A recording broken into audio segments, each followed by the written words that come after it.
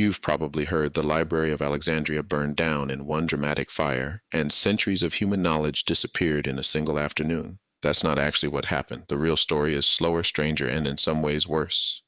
Founded in Egypt in the early 3rd century BCE by the Ptolemy dynasty, the Library of Alexandria wasn't just a room full of scrolls. It was part of a much bigger research institution called the Mouseion, essentially a state-funded university, and it may have held anywhere from a few 100,000 scrolls upward, depending on which ancient source you believe.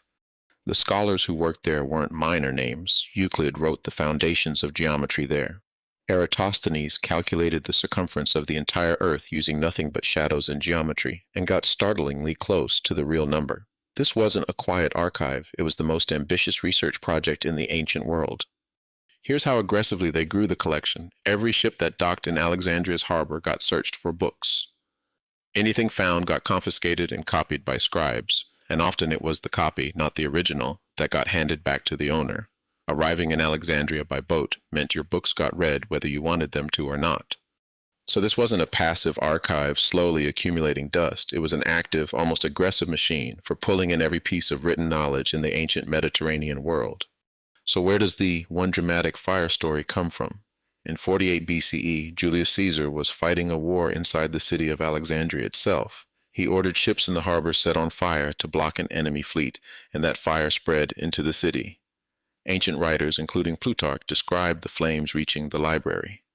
Here's the part that gets left out of the popular version. Modern historians generally think this fire-damaged warehouses and book stock stored near the docks, not the entire main library. The Library of Alexandria kept functioning, in some form, for centuries after this fire.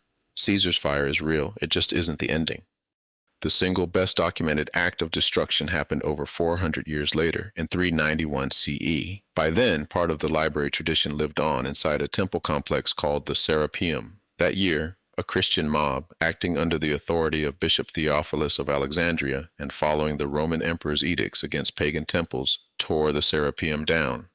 This wasn't a single accidental fire from a war nobody meant to start. This was a deliberate, organized demolition, driven by a religious and political power struggle that had nothing to do with the books themselves. The knowledge inside just happened to be standing where the fight was.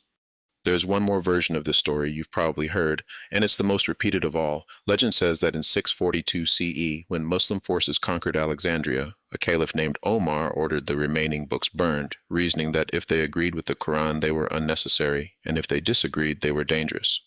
Here's the twist. Most historians today think this specific story is a myth. It shows up only in sources written centuries after it supposedly happened, with no mention from anyone who was actually there. And by 642 CE, the organized library, in any form worth burning, had likely already been gone for hundreds of years. The most famous ending of the Library of Alexandria is probably a story that was invented long after there was nothing left to burn. Think about how much you trust the cloud to keep your photos, your documents, your entire digital life safe forever. The Library of Alexandria wasn't destroyed because someone hated books. It disappeared the way most things actually disappear, slowly, through neglect, funding cuts, political fights that had nothing to do with the thing itself, and centuries of nobody quite finishing the job of protecting it. We want a clean villain and a single tragic moment because that's a story with an ending. The truth is messier and honestly more familiar. Knowledge doesn't usually die in a fire. It dies in installments, while everyone's attention is somewhere else. If you want more real history, the stuff that's actually messier than the version you learn, the rest are on the channel. Stay curious.